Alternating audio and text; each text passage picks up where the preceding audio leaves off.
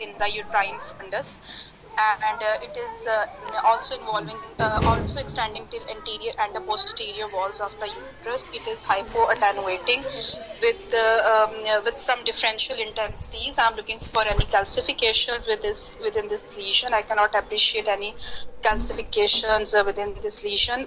There is some subtle indentation caused by urinary bladder by this lesion, very subtle indentation. I am looking on the other parts of the abdomen. The vessels and the visualized liver and other abdominal parts appear to be unremarkable. I am looking for bilateral adnexa. In these images, I cannot appreciate ovaries. I'm looking. Okay. On the basis of these imaging finding in a female patient, a hypoattenuating lesion could be any benign fibroid, or it could be most likely this is benign fibroid with the less possible differential of the polyp, but polyps are mostly pedunculated and hypervascular on the postcondylar imaging. Further, I would like to, in my routine practice, I would also perform a complementary ultrasound of the patient to see if it can help. And so this is a fibroid. अच्छा, okay. Is this the typical appearance of a fibroid, बेटा? अच्छा, दूसरा fibroid बता रही है. You have to tell whether it's intramural, it's endo. अब आपने differential में बोला polyp. Yes, ma'am. It is intramural है. Mostly it is fundal and the left lateral aspect पे है, और it has low attenuation. ठीक है, good. But एग्जाम के अंदर बेटा जब भी इंट्राम्यूरल लीजन होगा ना, इंट्राम्यूरल, उसमें कभी भी आप पॉलिप का डिफरेंशियल नहीं बोलेंगे, बिकॉज पॉलिप और एंडोल्यूमिनल ना, वो ल्यूमन के अंदर होते हैं, एंडोमेट्रियल कैविटी के अंदर होते हैं, तो पॉलिप नहीं डिफरेंशियल में आएगा. पॉलिप जब डिफरेंशियल में आएगा जब फाइब्रॉइड सबम्यूकोसल होगा. Yes, ma'am. तो yes, ma'am. Not an intramural. ठीक है. दूसरा, इसमें ना कुछ छोटी-छोटी अगर आप देखें, this is not a typical appearance of a simple fibroid. इसमें कुछ fat densities fatty degeneration हो गई भी है, fatty degeneration है. इसके लिए MR fat set will help. ठीक है. This is a lipoadenomyoma. ठीक है. जिस तरह होता है ना lipid, वो इसके अंदर degeneration हो गई है, fatty degeneration है within the fibroid. This is an intramural fibroid with fatty degeneration और lipoadenomyoma, कुछ भी कह सकते हैं आप इसको, लेकिन इसकी डिफरेंशियल में कभी भी जो है वो नहीं आएगा. ठीक है, पॉलिप नहीं आएगा. Yes, ma'am. Yes, ma'am. Thank you.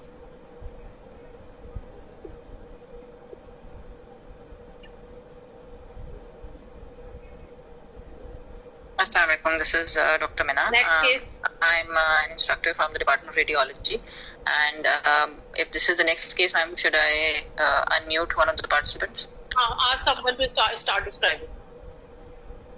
Dr. Freha, please start describing the case.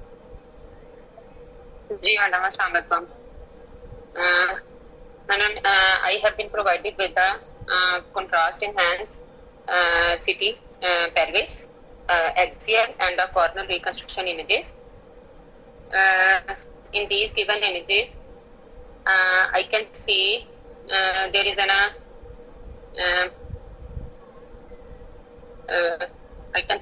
uterus, which is I can see the uterine cavity, uterus which is showing the normal enhancement. I can see there is some amount of the pelvic free fluid which is also appreciated, and however in these given images I can see there is some in the as in these given images I can see there is a lower part of the uterine cavity. There is some heterogeneous soft tissue mass lesion which is noted involving the uterine अच्छा, मैं history बता देती हूँ. ये young patient है. अच्छा, एक second बेटा, एक second. She is a young patient who present with a sudden onset of severe abdominal pain. Okay, madam. अब देखो पहला first and the third image is contrast and second and fourth image are the plain seat without IV contrast. अब दोबारा से case देखें. जी madam. अच्छा, these are young patient with a sudden severe abdominal pain. Madam, so in these given images, I can see some there is a high. I can see there is some heterogeneous soft tissue density area, which is arising from the posterior uterine wall with internal necrotic area surrounding soft tissue, enhancing soft tissue arising from the posterior uterine wall, and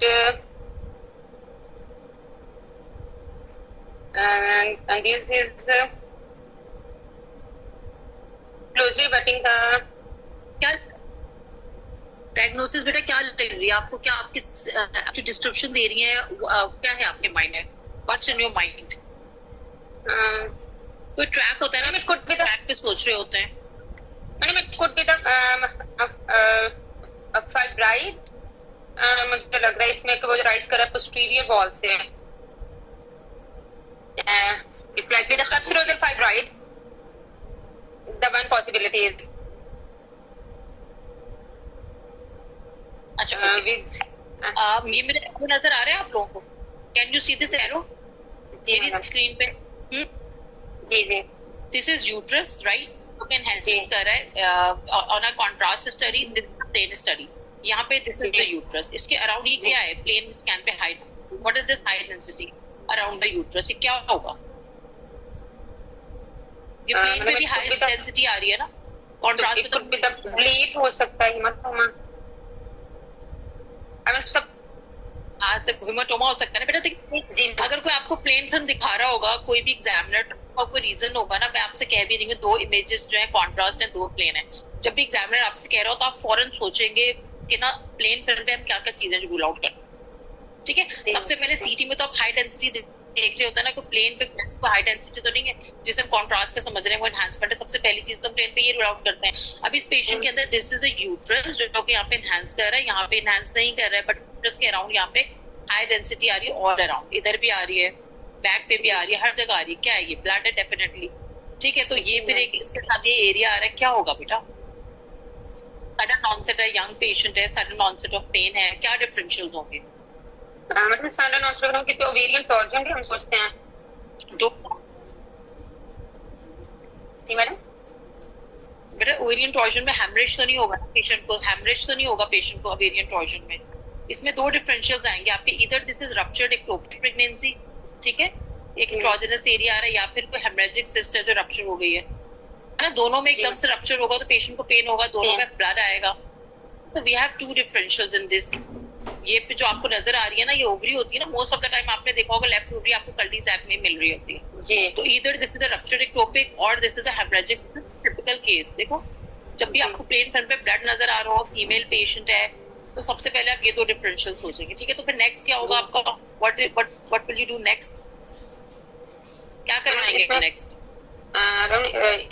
इसके लिए हम madam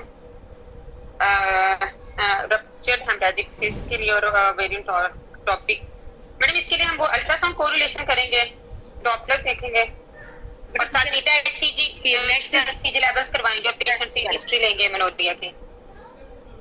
ठीक है, ultrasound से हमें कोई ऐसा added benefit नहीं मिलेगा, है ना. इन आइदर केस पेशेंट की सर्जरी तो होनी है ना. बीटा एचसी करा के बस ये देख लेंगे टॉपिक तो नहीं है. ठीक है, चलो नेक्स्ट केस. अमीना कौन कर रहा है? मैम डॉक्टर हिना है, उनको मैम म्यूट किया. Okay, Assalamualaikum, madam. वालेकुम सलाम. I am provided with CT abdomen and pelvis with contrast, axial and sagittal slices. where I can appreciate a large heterogeneously enhancing lesion is seen arising from the pelvis and superiorly it is extending up to the abdomen. I can appreciate multiple fluid attenuating areas inside this lesion with enhancing septations as well. No evidence of internal calcific component is identified. Anteriorly, it is abutting the anterior abdominal wall with loss of fat planes, and inferiorly it is abutting the uterine fundus with the loss of fat planes. Most probably it is arising from the uterine fundus, or it is in close relation with it with loss of planes. In these limited sections, I cannot appreciate ovaries. Visualized kidneys appears to be unremarkable. I cannot appreciate size significant lymphadenopathy. Visualized bones also appears to be unremarkable. तो मैं ये आपको ये दिखा दूं, इसकी video भी है पूरी जी.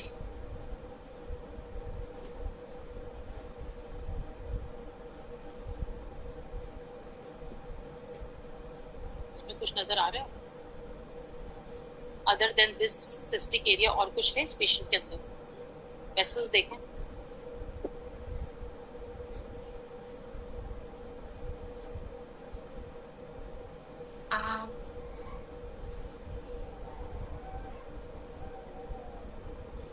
अच्छा, सबसे पहले इसको डिस्क्राइब करें. What is this? डिफरेंशियल्स बताएं, अपनी डायग्नोसिस बताएं, व्हाट यू डू नेक्स्ट. पहले इसको डिस्क्राइब करें. It could be an complex pelvic cyst, as I cannot appreciate the ovaries. It could be ovarian origin or the adnexal pathology, as it has lots of fat planes with the uterine fundus. So I would like to keep the differential of large subserous fibroid with cystic degeneration.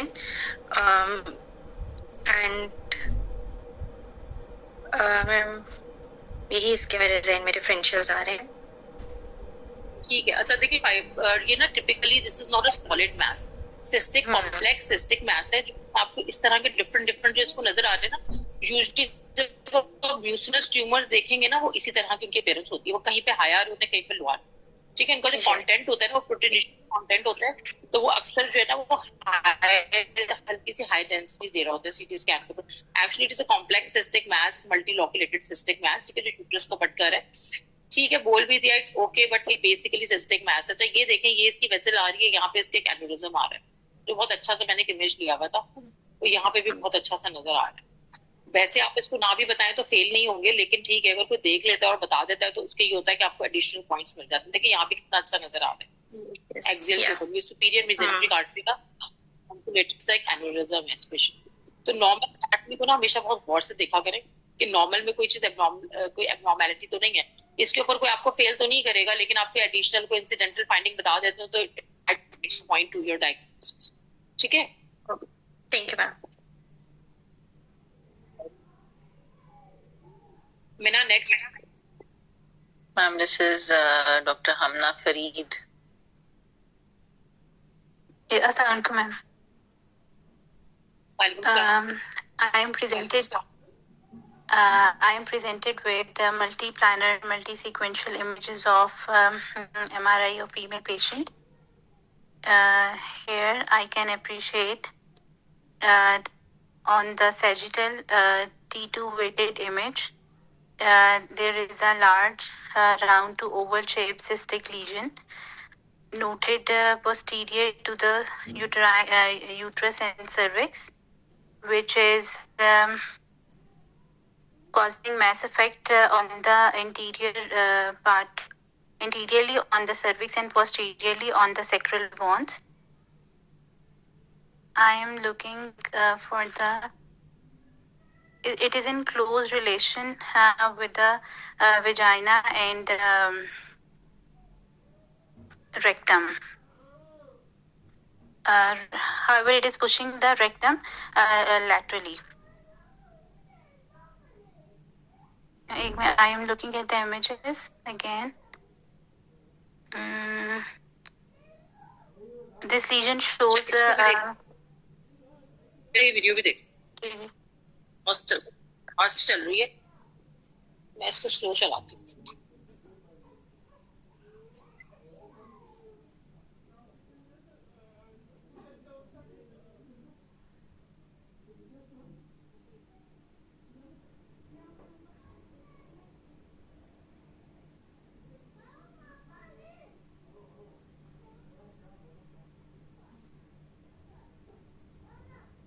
क्या diagnosis है?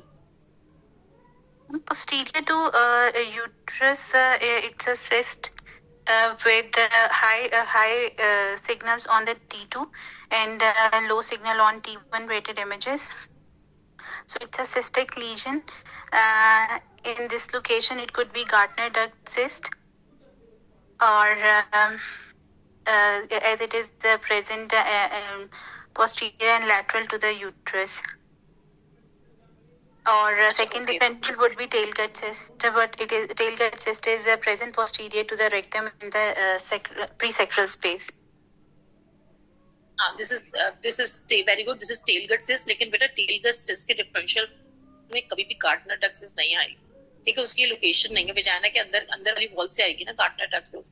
तो most of the time आपको ना vagina की जो lumen है ना वो डिस्टेंडेड मिलता है उसको, वो ऊपर होती है किसी फॉर्निक्स के अंदर होगी, वजाइना की वॉल के साथ साथ होगी। वो कहाँ से आ रही है? वजाइना के लूमेन पीछे सिरोजा से तो नहीं निकल रही वजाइना के, है ना? तो इस तरीके से वजाइना आगे को उस कंडीशन के अंदर। तो ये इसके डिफरेंशियल में कभी भी गार्टनर डक्ट सिस्ट नहीं आएगा टेल डक्ट। और क्या हो सकता है इसका differential? This is a typical tail duct. Anterior meningocele हो सकता है इसके डिफरेंशियल में, और ये एंड मेनिंगोसील की और इसके अलावा यहाँ पर आने के किनार के साथ आपकी इसकी कोई वो नहीं है, कोई कम्युनिकेशन नहीं है। सिस्ट हो सकती है। हाँ बिल्कुल। और न्यूरोएंटेरिक सिस्ट हो सकती है, एपिडर्मोइड हो सकती है। उसे कुछ कंपोनेंट में देखिए आप डिफरेंट सा सिग्नल है, इंटरमीडिएट सा सिग्नल है। तो this is a tail gut cyst, इसकी सर्जरी हो गई थी, ये biopsy proven tail gut cyst है, लेकिन आपने डिफरेंशियल में एपिडर्मोइड बतानी है, डुप्लीकेशन सिस्ट बतानी है, किसी भी किस्म की कोई वजाइना से रिलेटेड सिस्ट नहीं बतानी। बिल्कुल पीछे just look at the rectum, rectum बिल्कुल आगे पुश हो गया, ऐसे थोड़ा पुश होता है। Just look at the rectum. अगर ये रिलेटेड टू यूट्रस से वजाइना होता तो रेक्टम ऐसे आगे नहीं गया हुआ होता। हमेशा एक नॉर्मल एनाटॉमी को हमेशा ट्रेस किया करें, इसका रेक्टम बिल्कुल आगे पुश हुआ है। इमेजेस में भी आप देख रहे हैं तो इसने बिल्कुल रेक्टम को आगे पुश किया। Just look at the location of the rectum, है ना? पीछे से आ रही है, it is behind the rectum, sacrum के आगे, it's tail gut cyst. Okay, thank you. चलिए next, post C section. Dr. Zara will be attempting this case. Assalamualaikum. Thank you very much. जी Zara, Okay. So, I'm provided with CT, pelvic, unenhanced images, digital and clear views. I can appreciate an anteverted uterus with central endometrial stripe. There appears to be some hypotensity in the inferior lower uterine wall.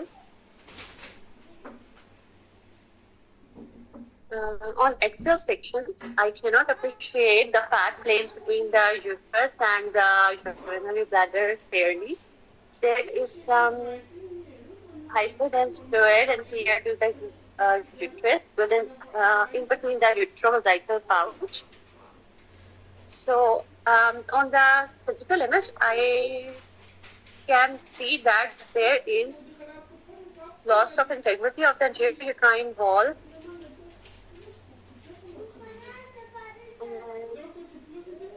On the axial images, I can see there is extensive fat shining anterior to the urinary bladder as well, and in the pelvic region.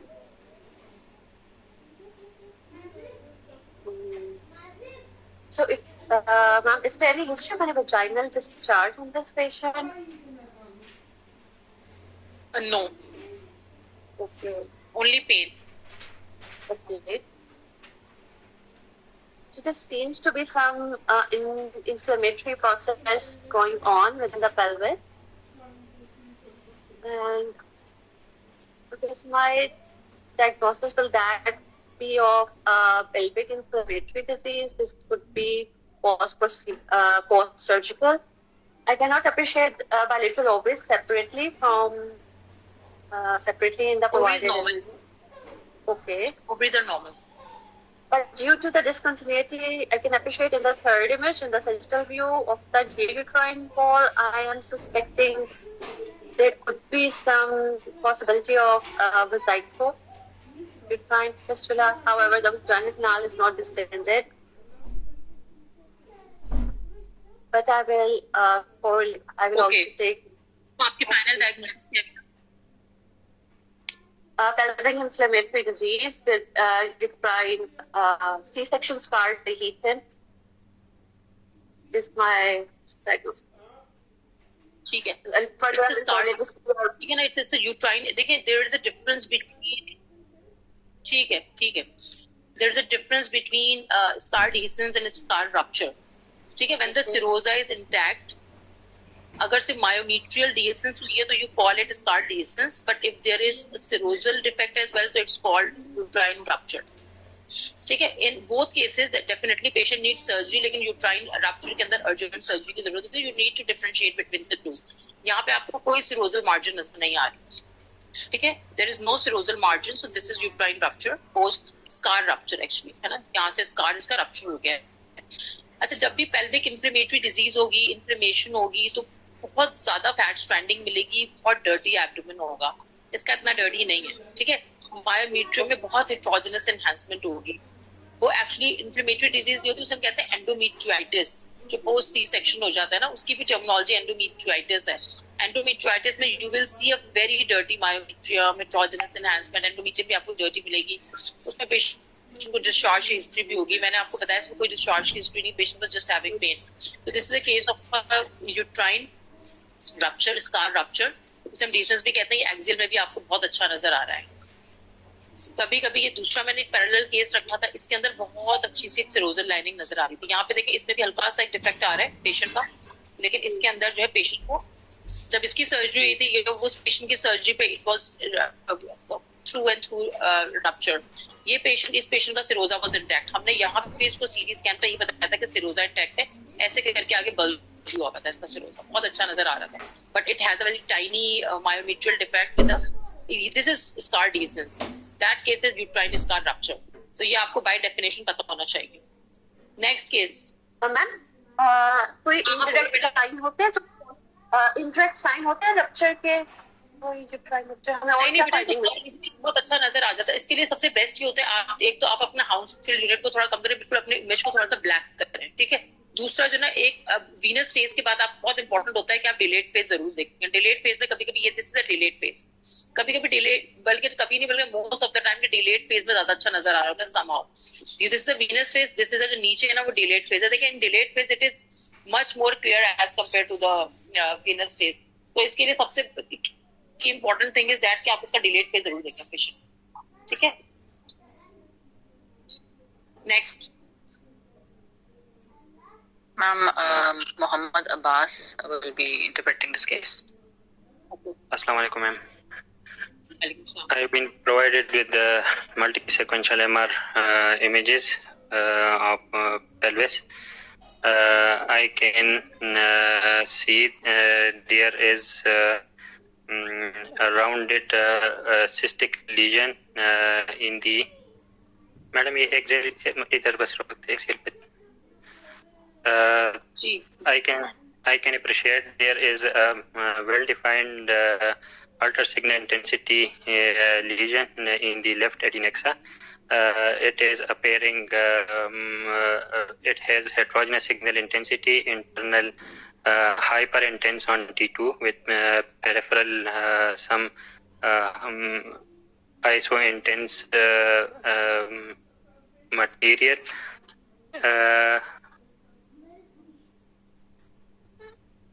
मैं आपको ये इसमें भी दिखा देता हूँ, video पे थोड़ा सा क्लियर हो जाएगा. बेटा इसको देख लो एक दफा. ठीक है. ठीक है मैम. इसको भी देख।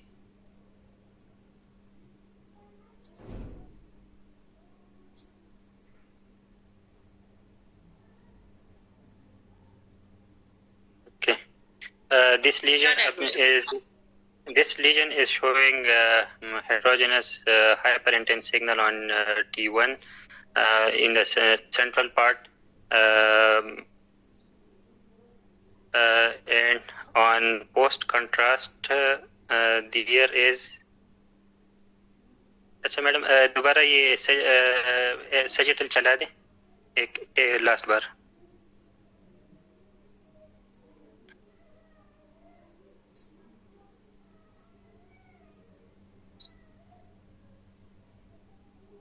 Okay, ma'am.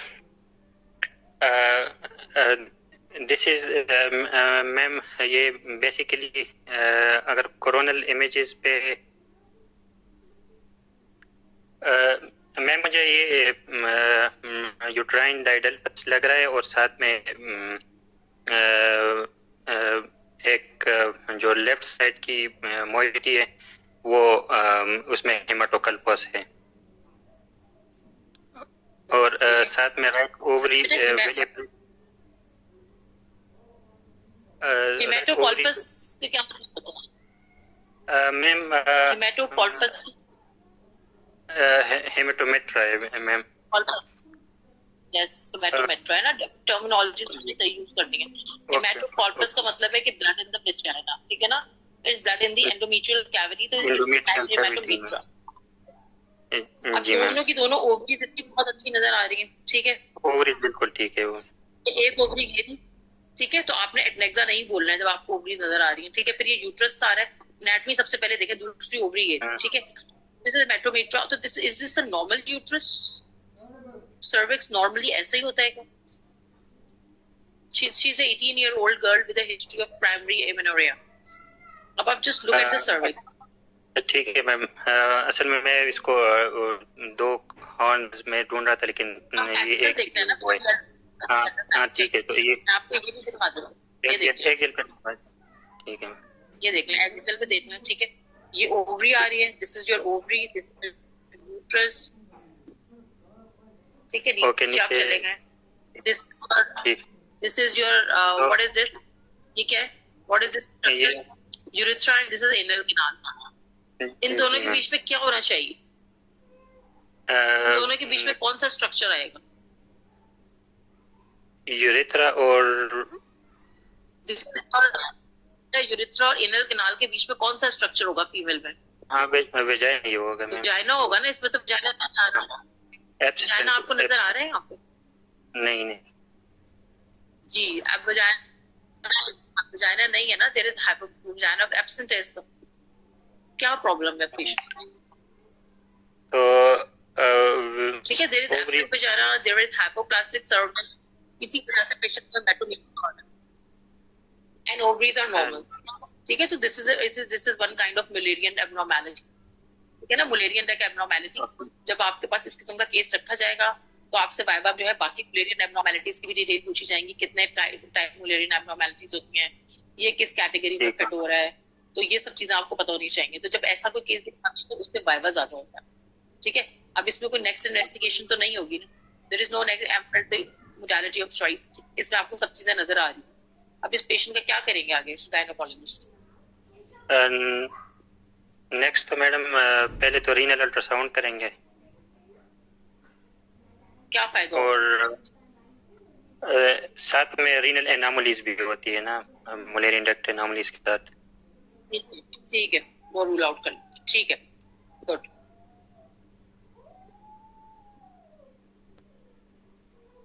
Next Ma'am, Dr. Yusuf will be interviewing this case. Okay.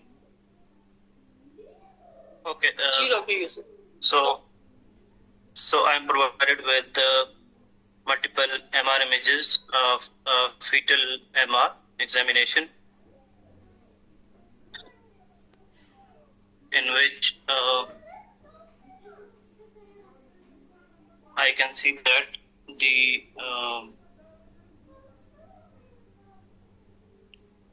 there is a single fetus. Visualized. The placenta is along the right lateral and posterior wall.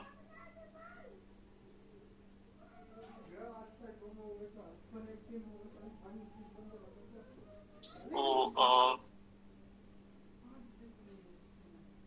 I'm looking at the fetal parts.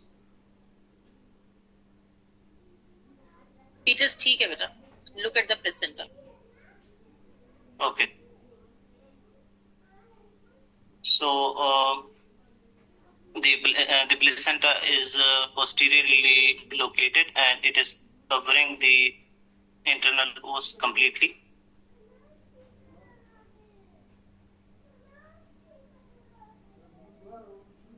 There is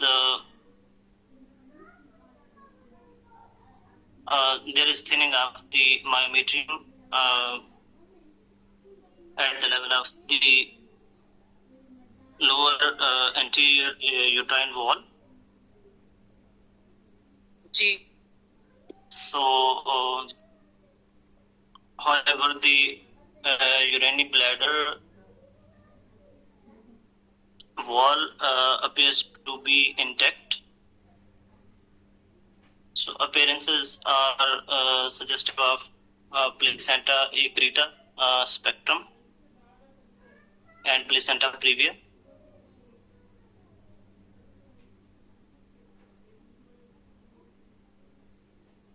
अच्छा, सिर्फ आप इसमें यही description देते हैं कि placenta जो है वो लॉस ऑफ मायोमेट्रियल इंटरफेस है या मायोमेट्रियल वॉल नजर नहीं आ रही है. ये देखिए यहाँ पे प्लेसेंटल बल्जिंग हो रही है, नजर आ रही है एक्सियल के ऊपर. इसको 2-3 डिस्क्रिप्टर्स होते हैं ना इसके. एक आपने बता दिया प्लेसेंटा प्रीविया है, कंप्लीट प्रीविया है, पूरी ऑस को कवर किया हुआ है, ठीक है. फिर नंबर 2 आपने बता दिया कि लॉस ऑफ मायोमेट्रियल इंटरफेस है, ठीक है. नंबर 3 आप बताएंगे placental bulge, uterine wall bulging हो रही है, फोकल प्लेसेंटल बल्ज है, ठीक है. फिर आप उसके बाद बताना शुरू करते हैं कि इसके अंदर कुछ डार्क इंट्राप्लेसेंटल बैंड्स आ रहे हैं, ये यहाँ पे नजर आ रहे हैं आपको डार्क इंट्राप्लेसेंटल बैंड, ठीक है. फिर अब नंबर 5 पे आपने देखना होता है इसमें कोई लार्ज लेक्यून्स तो नहीं बने हुए प्लेसेंटा के अंदर, वो इसमें नहीं है क्योंकि फिर उसके साथ एसोसिएशन होती है आईयूजीआर की. फिर आपने देखना होता है कि ब्लैडर वॉल में इन्वेजन तो नहीं, उसमें आपने कमेंट तो किया है, लेकिन यहाँ पे आप देखें थोड़ी सी इंडिस्टिंक्टली, आई डोंट नो शायद ये इमेज सही नहीं है, छोटे इमेजेस में मे भी प्रॉब्लम हो रहा है, लेकिन एक पॉइंट पे आके इसकी ब्लैडर वॉल इंडिस्टिंक्ट थी, फोकल सी. Okay. So मैम इनक्रीटा हो सकता है बट परक्रीटा नहीं. ठीक है. जब इसकी सर्जरी हुई थी तो इसकी ब्लैडर के अंदर कंप्लीट इन्वेजन तो नहीं थी, लेकिन इसका सिरोजा जो है बहुत ज्यादा एडहेरेंट था विद द प्लेसेंटा. तो ड्यूरिंग सर्जरी इसका ब्लैडर रप्चर हो गया था पेशेंट का, क्योंकि बहुत एडहेरेंट था उसके साथ. तो इनक्रीटा के अंदर भी कभी कभी जो है वो अगर आप इस पे एमआर के ऊपर कभी कभी नहीं मेक आउट कर पाते कि सिरोजा क्रॉस किया या नहीं किया है. ये कर रहा होगा सिरोजा क्रॉस किसी ना किसी पॉइंट पे, क्योंकि ब्लैडर में इन्वेजन नहीं हुई हुई थी, बहुत क्लियर कट नजर नहीं आ रही थी. रेट्रोस्पेक्टिवली देखा तो लग रहा था कि यहाँ पे थोड़ा सा लग रहा है, लेकिन ठीक है. आप इसको मॉर्बिडली एडहेरेंट प्लेसेंटा या प्लेसेंटा इनक्रीटा स्पेक्ट्रम भी एग्जाम में कह देंगे, इट्स ओके, लेकिन इतना कम से कम बताना जरूरी है कि आप देख क्या रहे हैं, ठीक है. Thank you. Welcome. Next Meena. Ma'am, PM will be interpreting the case. Okay. I have been provided with the MRI pelvis, in which I have sagittal T1 post-contact, T2, and axial T1, T2 sequences. I have been also provided with ADC and DWI images. So the uterus appears enlarged in size, in which the endometrium is dilated, appears to be dilated, with T2 hyperintense, multiple T2 hyperintense foci in the junctional zone. The endometrium is dilated, returning T1 hypointense, hypo to isointense, and T2 hyperintense signals that are showing a lesser enhancement than the myometrium. the endometrium. These signals seems to be involving the anterior lip of the cervix as well. However, the T2 hypointense serosa of the cervix is maintained. The urinary bladder appears normal. I cannot visualize ovaries in these sections. Acha, this endometrial dilatation altered signals are showing high signals on the TWI, but they also appears higher on the ADC as well. Subtle hypotense signals are seen in the ADC as well. So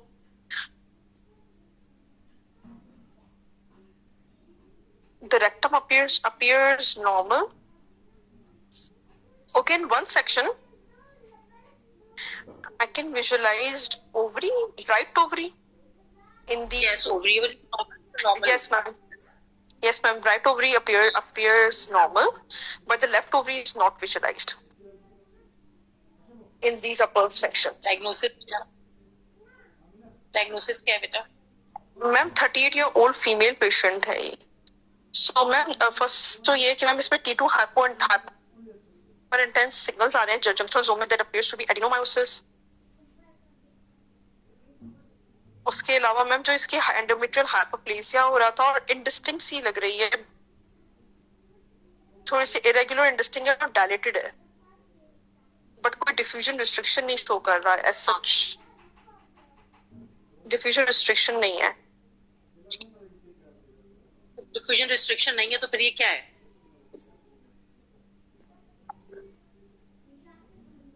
तुम्हारे पास दो ही चीज है ना, ये hyperplasia या carcinoma है. Yes ma'am. Ma'am ये तो मुझे लग रहा है मैम 38 इयर्स की एज फीमेल है, तो मैम या तो ये कार्सिनोमा तो डिफ्यूजन रिस्ट्रिक्शन भी दिखाएगा और उसकी एनहांसमेंट पैटर्न भी ऐसे नहीं हो गई. तो क्या है बेटा ये? Ma'am it could be endometrial hyperplasia. Is there any significant history that you can give me? सारे पेशेंट को एक ही हिस्ट्री के साथ heavy menstrual bleeding. Ma'am I think this is endometrial hyperplasia. ठीक है, दिस इज एंडोमेट्रियल हाइपरप्लेजिया. ठीक है, this entire thing is endometrial hyperplasia. ठीक है, अगर तुम कॉर्नर पे देखो ना, यहाँ पे बिल्कुल इंसिजन एक लाइन नजर आती है जंक्शनल जोन की.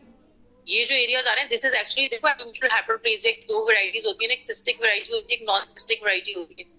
एक में बिल्कुल स्मूथ होमोजेनस सी पूरी एंडोमेट्रियल थिकनिंग होती है, एक में ये cystic. This is a cystic variety, this is cystic endometrial hyperplasia. इसलिए डिफ्यूजन एडीसी लगाया था just to differentiate it from carcinoma, ताकि कंफ्यूजन ना हो. तो जो नीचे अलग सी ये चीज बल्ज कर रही है ना, ये तो छोटा सा पॉलिप है. इसका एनहांसमेंट पैटर्न देखो बिल्कुल बाकी चीजों से डिफरेंट है. ठीक है, इसको नहीं भी पिक कर रहे हो, इसको नहीं भी अलग से बता रहे हो, इट्स ओके. लेकिन कम से कम ये बताना बहुत जरूरी है. You should be very sure on these images कि ये कार्सिनोमा है या फिर ये हाइपरप्लेजिया से बहुत क्लियर है. इसका एनहांसमेंट पैटर्न भी सीए वाला नहीं है. जो इसकी सिस्टिक स्पेसेस है वो एनहांस नहीं कर रही है, बाकी इसका पार्ट एनहांस. ठीक है, this is a very typical case of cystic endometrial hyperplasia. जब जाके इंटरनेट पे सर्च भी करोगे ना, फिर तो यही इमेज निकल कर आए. ठीक है, तो इसको अपनी आंखों में बिठा लें आप. ठीक है, this is cystic endometrial hyperplasia showing no diffusion restriction, multiple cystic spaces, massive dilatation, myometrium बिल्कुल नॉर्मल है.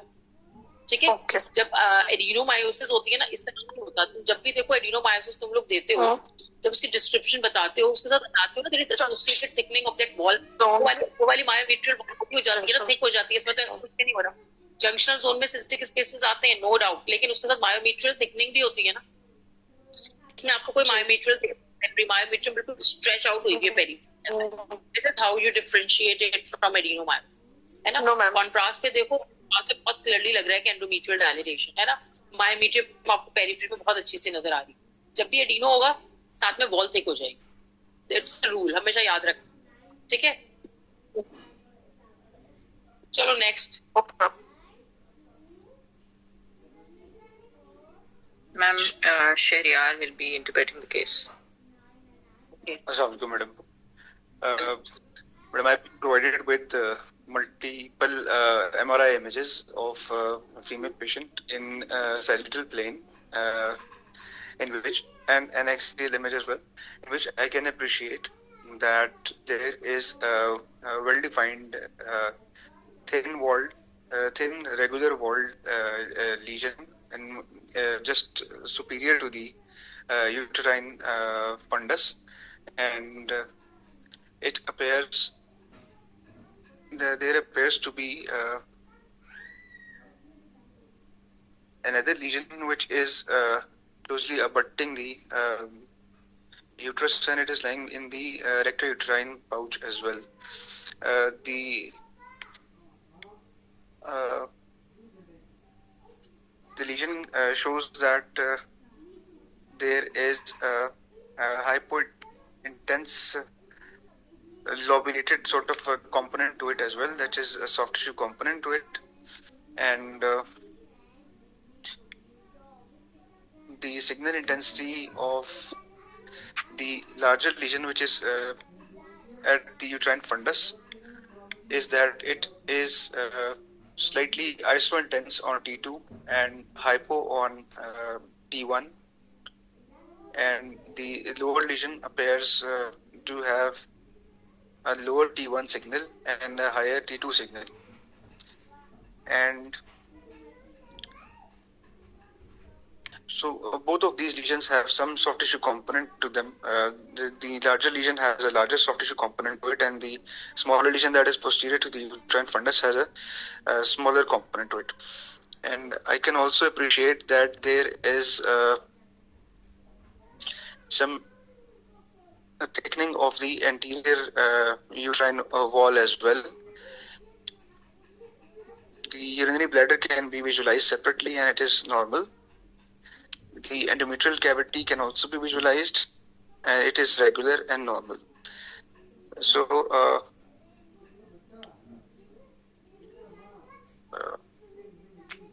madam, I would like to know the history of the patient, if there is any significant history which will be helpful to me, like abdominal distension history. इसे summarize कर दो बेटा. ऐसे complex वो तो नहीं है ना, सारी findings को summarize करें, बताएं. What is your diagnosis? So, madam, these are cystic lesions, and one is superior to the uterus and one is posterior to the uterus in the rectouterine pouch, and both of them have some. Simple cystic lesion है, complex lesion. Madam, they are complex cystic lesions as they both have. Solid complex. These are complex solid consistent masses actually. ठीक है? Because you solid consistent आ रहे हैं, तो you can call it mass, है ना? These are complex solid consistent masses. Uterus में क्या है? Ma'am, uterus. What is inside the uterus? Ma'am, uterus में there is the thickening of the anterior uterine wall, and that's what I can identify. So,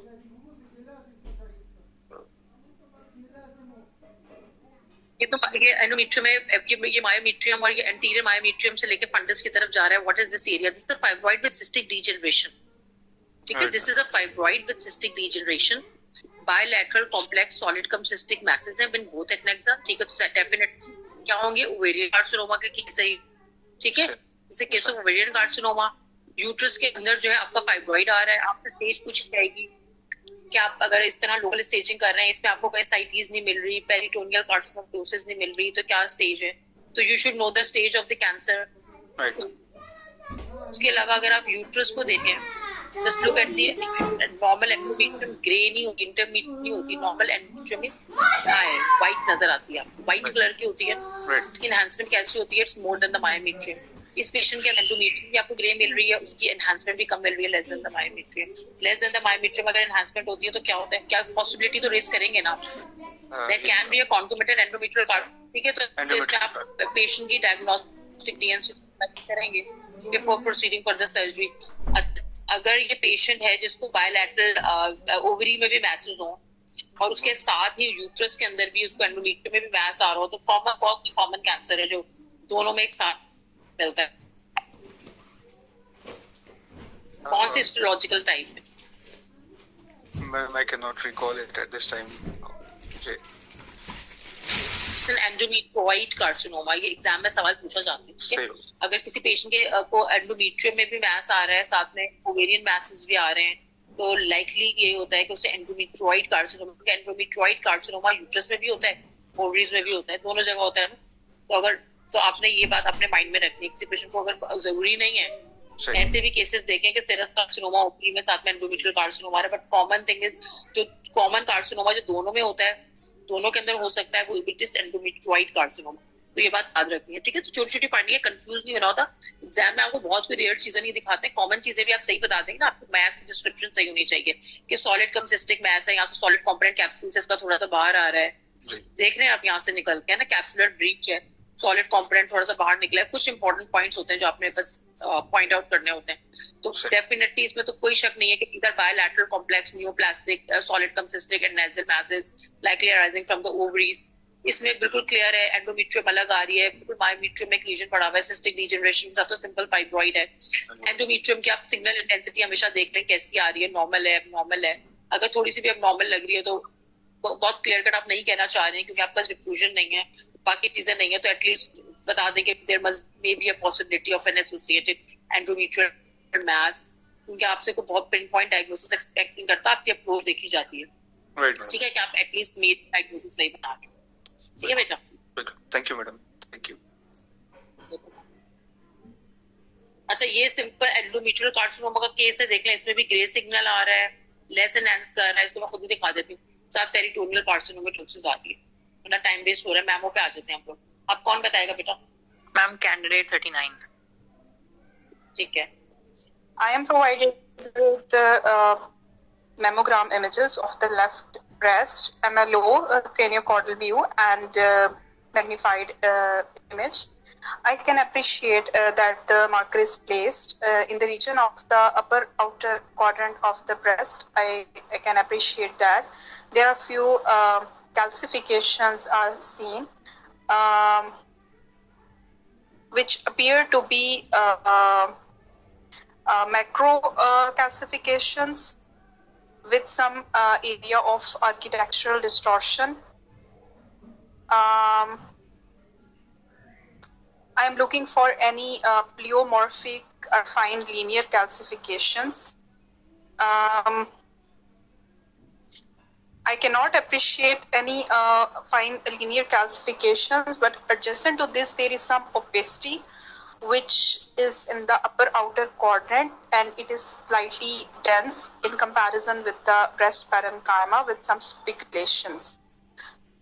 The axilla showing some nodes, but the hilum appears to be preserved. The skin and the nipple and the rest of the parenchyma appears to be normal. On the basis of these imaging findings, this opacity appears be suspicious.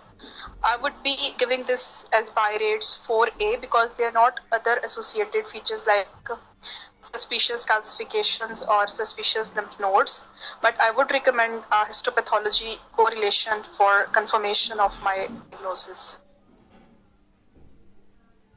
ठीक है। अच्छा, ये जो नजर आ रहा है usually जो ब्रेस्ट का मार्कर होता है वो ऐसा होता है, लीनियर होता है?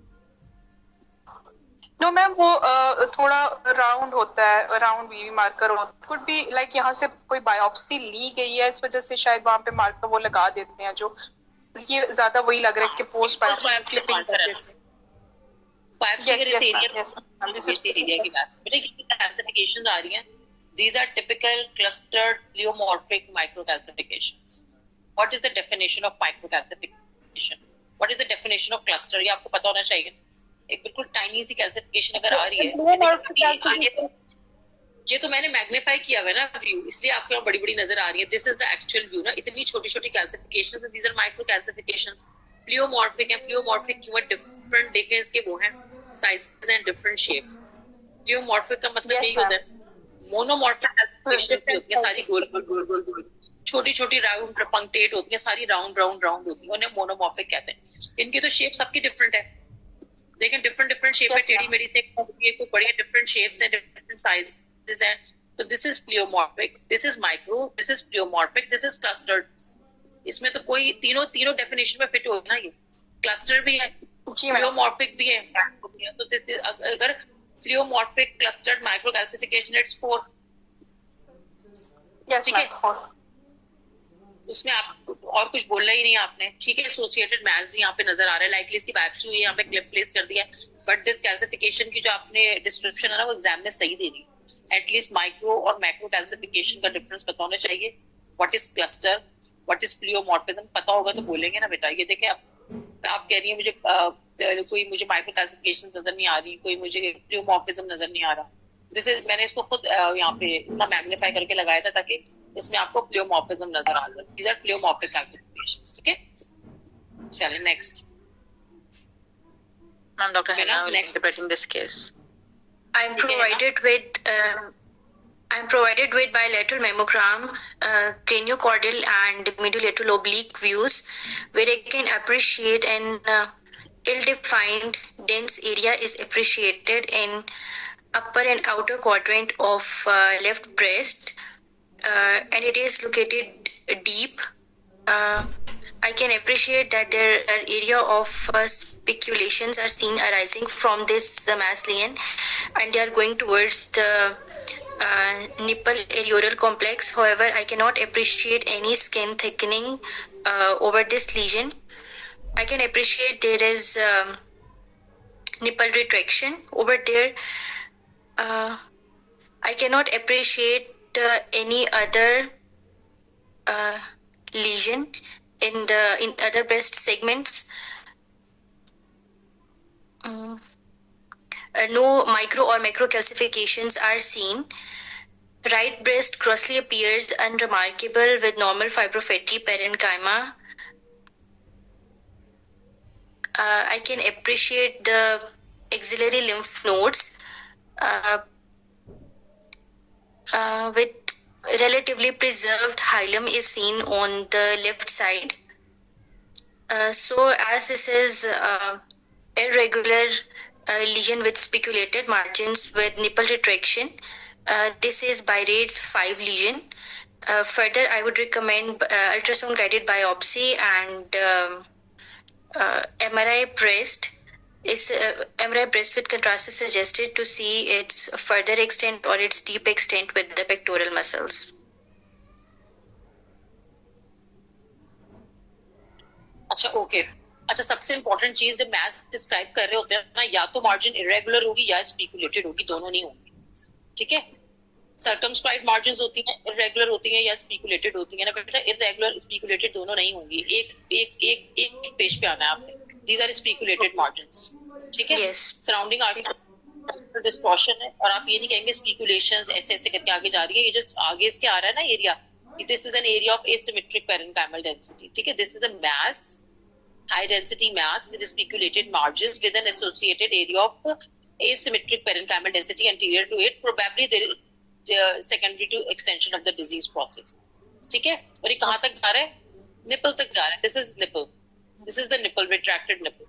Yes. है ना? तो likely हो सकता है ducts हो जिसके अंदर disease infiltrate कर गई. तो this is your nipple. तो फिर आपने सबसे पहले mass को describe करना है. Mass बताना है कहाँ पर है. Mass आ रहा है, speculated margins हैं, surrounding architectural distortion है. There is an associated area of asymmetric parenchymal density, likely secondary to the disease extension of the disease process. And where is the mass? It is in the lower outer quadrant, right? फिर आपने उसकी associations बतानी है. It is associated with overlying skin thickening. ठीक है, skin में देखें दोनों में डिफरेंस है ना. इसकी स्किन थिक है, इसकी स्किन नॉर्मल है. ठीक है, स्किन थिकनिंग पे कमेंट करना है आपने, निप्पल पे कमेंट करना है. There is associated overlying skin thickening and nipple retraction. अब नोड्स भी अगर आप देखें, ये इन वाले नोड्स का हाइलम देखो, इसका देखें, इसके हाइलम थिक है. नो डाउट इसका फैटी हाइलम इसके अंदर आ रहा है, लेकिन इसका कॉर्टेक्स थिक आ रहा है. ठीक है, थिक कॉर्टिसेस हैं इसके lymph node on compare to the contralateral side. तो लिम्फ नोड के कॉर्टेक्स भी अगर थिक होते हैं तो वो सस्पिशियस लिम्फ नोड्स होते हैं. It's Byrade's 5, you are right. ठीक है, फिर आपने कहा कोई और लीजन नजर नहीं आ रहा है. इसके बिल्कुल पीछे एक टाइनी सा सैटेलाइट लीजन पड़ा हुआ है. Just look at it. Retro memory space नजर आ रहा है? Yes ma'am. ठीक है, this is the satellite lesion posterior deep to the mass. Posterior कह लें, डीप कह लें, व्हाटएवर. ठीक है, लेकिन उसे आइडेंटिफाई करना जरूरी है. There is a satellite lesion as well, a primary mass है, सैटेलाइट लीजन है, डिजीज एक्सटेंशन है towards the nipple, associated retraction है, स्किन थिकनिंग, आपने सब चीजें बतानी है। दिस द पैरेट 5 लीजन, लेकिन डिस्क्रिप्शन तो सही दें, ठीक है। डिस्क्रिप्टर्स देख लीजिएगा जाके, मास को कैसे डिस्क्राइब करना है, ठीक है, उसके एसोसिएटेड फाइंडिंग्स कैसे बतानी है। सिंपल है, इट्स वेरी सिंपल, ठीक है। मास के 3 ही किस्म के मार्जिन होंगी, मास हाई होगा, लो डेंसिटी, मीडियम डेंसिटी और मिक्स डेंसिटी हो सकता है, मिक्स डेंसिटी होगा, हार्टोमा होगा, फैट नेक्रोसिस होगी, ठीक है। सर्कमस्क्राइब्ड मास आ रहा है तो आप उसका अल्ट्रासाउंड जरूर कराएंगे just to rule out whether it's a solid or a cystic मास। लेकिन अगर सर्कमस्क्राइब्ड मास के अंदर आपको पॉपकॉर्न कैल्सिफिकेशन मिल जाएंगी, फिर जरूरत नहीं है, you know this is a degenerated fabric adenoma, ठीक है। तो you need to be very clear, MR की इसमें कोई इंडिकेशन नहीं बन रही है। एमआर की इंडिकेशन कब बनेगी इस पेशेंट के अंदर? अगर इसकी बायोप्सी हो जाती है turn out to be invasive globular carcinoma, क्योंकि इन्वेसिव ग्लोबुलर कार्सिनोमा में there are chances that disease can be bilateral or multicentric, तो सिर्फ उस कंडीशन में होगी, अदरवाइज इस पेशेंट में एमआर की कोई इंडिकेशन नहीं, ठीक है। तो बिला वजह भी एमआर कराना, इसको छोड़ दें, ये भी पैरेट 5 लीजन ही है। ये देखें इसमें भी कैल्सिफिकेशंस आ रही है, dense pleomorphic micro calcifications. Time खत्म हो रहा है इसलिए मैं एमओ पे ज्यादा टाइम नहीं कर रही हूँ। आगे मैंने वो एमआर ब्रेस्ट रखा है, वो देख लें आप लोग, ठीक है। ये भी डेंस प्लियोमॉर्फिक माइक्रो कैल्सिफिकेशन, इसको आप लोगों ने मिस नहीं करना। ये क्या चीज है, व्हाट इज दिस, कोई भी जल्दी से बता दे। मीना मैम कैंडिडेट 39 को अनम्यूट किया था। जी मैम, ये जो एक नॉन पैल्पेबल ब्रेस्ट लियन होती है उसकी हम लोग जो है वो सर्जन की ईज के लिए उसकी हम लोगों को स्पेसिमन बायोप्सी करते हैं। उसका स्पेसिमन मतलब उसमें हम लोग जो है वो इमेज गाइड यस मैम उसमें डालते हैं और फिर उसकी इमेज लेके surgeon. What is the name of the procedure? What is the name of the procedure बेटा? Intra specimen biopsy using guide wire or something like that. Image guided wire localization, ठीक है। This is image guided wire localization। अभी आपको image guided wire localization, अभी आपको नहीं पता कि ये वायर लोकलाइजेशन जो है थ्रू अल्ट्रासाउंड हुई है या थ्रू मैमोग्राफी हुई है, तो ठीक है, तो आप इसे सिर्फ इमेज गाइडेड बोलेंगे। लेकिन अगर आपको साथ में स्केल दिखाया जा रहा होगा तो वो मैमो गाइडेड होगी। मैं आपको नेक्स्ट में दिखा देती हूँ। जो last image is a sample radiograph, इसमें आपको क्लिप्स नजर आ रहे हैं छोटे छोटे, ये देखें 2 क्लिप्स हैं। इन क्लिप्स के ऊपर किया गया ये लाइक पोस्ट ट्रीटमेंट ब्रेस्ट होगा जिसके लिए इनिशियली बायोप्सी करके क्लिप्स डाले गए। अब इन क्लिप्स की वायर लोकलाइजेशन की गई है। देखें एक्सिला के अंदर भी एक वायर नजर आ रही है, एक्सिला में एक वायर एक्सिला में भी है, 2 ब्रेस्ट में भी है। This is a sample radiograph. कम से कम आपको प्रोसीजर का पता होना चाहिए, व्हाट इज द प्रोसीजर, ये प्रोसीजर क्यों किया गया, इसके इंडिकेशंस क्या हैं, तो ये चीज आपकी क्लियर होनी चाहिए। माइंड में जब प्रोसीजर पूछेंगे तो आपसे ये सवाल किए जाएंगे, व्हाट इज दिस प्रोसीजर। कोई भी बता दे 2 मिनट में, क्योंकि मुझे एमआर ब्रेस्ट दिखाना है बस। Any idea? Stereotactic biopsy. ठीक है, अब इसमें क्या नजर आ रहा है? जब ये स्केल हट गया है बाकी इमेजेस में आपको क्या नजर आ रहा है? मैडम इसमें माइक्रो कैल्सिफिकेशंस हैं और उसको लोकलाइज करके जो है फिर उसकी वायर लोकलाइज करके और उसको वो करा है बायोप्सी के लिए। 4 वायर्स डालते हैं all around area procedure.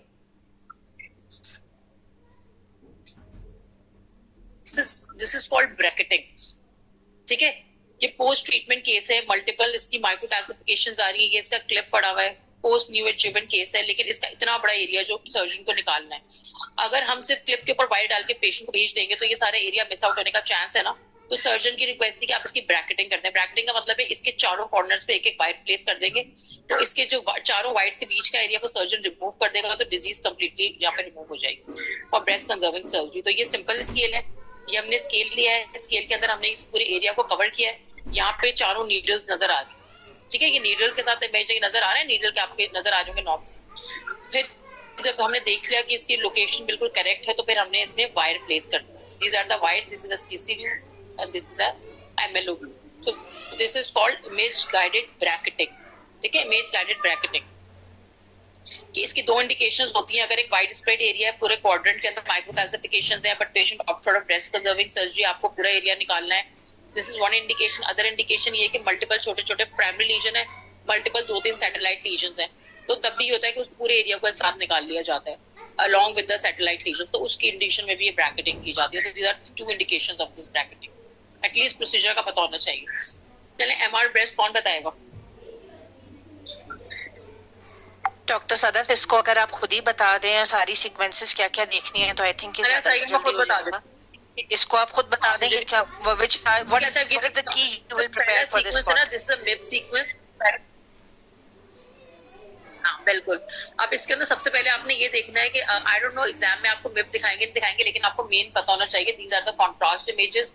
Most of the time से ब्रेस्ट में कॉन्ट्रास्ट दिखाते हैं तो आपको डिफरेंट फेजेस में दिखाते हैं because this is a dynamic study. जिस तरह आप ट्यूटरी में कर रहे होते हैं ना, अर्ली फेज होता है, फिर मिड फेज होता है, फिर 6 फेजेस होते हैं.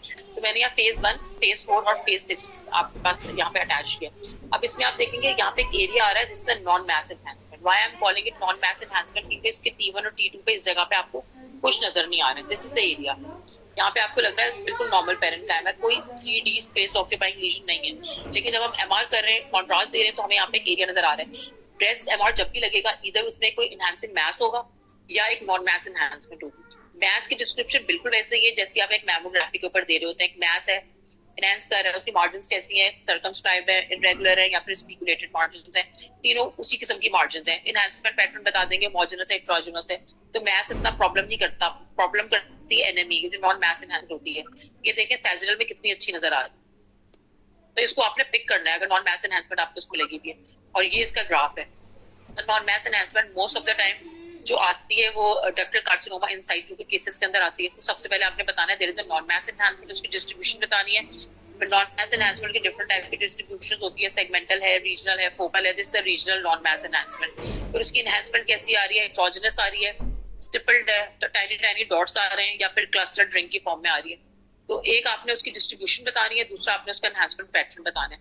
और कभी एक इम्पोर्टेंट चीज मैं आप लोगों को बता रही हूँ for mass and for non mass enhancement as well, अगर आपके पास ये कर्व नहीं भी है ना काइनेटिक एनालिसिस वाला, जब आप डिफरेंट फेजेस को देखते हैं ना MR के फ्रॉम स्टेज 1 to ये फेज 6, तो आपको उसी पर अंदाजा हो जाता है. देखिए यहाँ पे इसकी एनहांसमेंट कम है, आहिस्ता आहिस्ता इसकी एनहांसमेंट बढ़ रही है. तो डेफिनेटली इसका ग्राफ कैसा होगा? कंटिन्यूअसली राइजिंग होगा. जो वॉश आउट वाले केसेस होते हैं ना, उसमें पहला जो फेज होता है उसमें एनहांसमेंट बहुत ज्यादा होगी, दूसरे बहुत ज्यादा होगी. जब आप उसका फेज 6 देखेंगे तो उसमें वॉश आउट हो चुका होता है. अगर आपके ग्राफ नए भी सही बन रहे हैं ना, तो you can make out from your contrast enhanced images के डिफरेंट फेजेस से भी कि इसका ग्राफ कैसा होगा. लेकिन आपने ग्राफ के ऊपर रिलाई नहीं करना. क्यों नहीं करना? क्योंकि डक्टल कार्सिनोमा इन साइटू में यूजुअली कंटिन्यूअसली राइजिंग कर्व मिलता है. इस केस में भी ऐसे मिल रहा है. देखिए आहिस्ता आहिस्ता राइज हो रहा है, वरना यहीं पे से ड्रॉप हो जाना चाहिए था इनिशियल फेज के ऊपर. ये आहिस्ता आहिस्ता जा रहा है, प्लेटू और ऊपर जा रहा है. तो उससे आपने कभी डिस्ट्रैक्ट नहीं होना. ठीक है, वॉश आउट वाला फेज नजर आ रहा है तो आप डेफिनेटली कह देंगे मैलिग्नेंट लीजन है. लेकिन जो आपकी सबसे MR ब्रेस्ट के ऊपर जो सबसे इंपॉर्टेंट चीज होती है वो मॉर्फोलॉजी होती है. T1 T2 पे लीजन कैसा नजर आ रहा है, उसकी एनहांसमेंट का पैटर्न कैसा है, उसकी मार्जिन्स कैसी हैं, नॉन मैस एनहांसमेंट आ रही है तो नॉन मैस एनहांसमेंट का एनहांसमेंट पैटर्न कैसा है. तो बस इन सब चीजों के ऊपर फोकस करना है एग्जाम के अंदर. ये एक लास्ट है केस है, ये इम्प्लांट का केस है, इसको भी देख लें. इसके अंदर आपको नजर आ रहा है कि इम्प्लांट इसका इंट्रा कैप्सुलर जो है ना वो थोड़ा थोड़ा वो हुआ है, रप्चर हुआ है. इस केस के अंदर जो इम्पोर्टेंट मैंने रखा इसलिए था कि यहाँ पे इसके एक एरिया आ रहा था, ये नजर आ रहा है आपको. कॉन्ट्रास्ट बहुत डर्टी सा लग रहा था, लेकिन जब भी आपको कॉन्ट्रास्ट पे कोई भी पेरिफेरल एनहांसिंग एरिया नजर आ रहा हो ना, उसे T1 T2 पे जरूर देखा करें.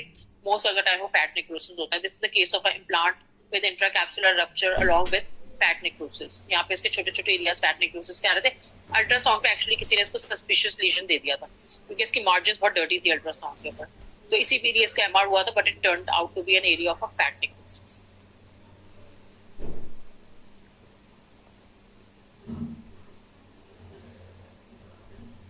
Are you done, Dr. Sadaf? Dr. Sadaf? Ma'am, I think she said that this was the last case. Okay. Yes, but I can't hear her. So, thank you so much, Dr. Sadaf, for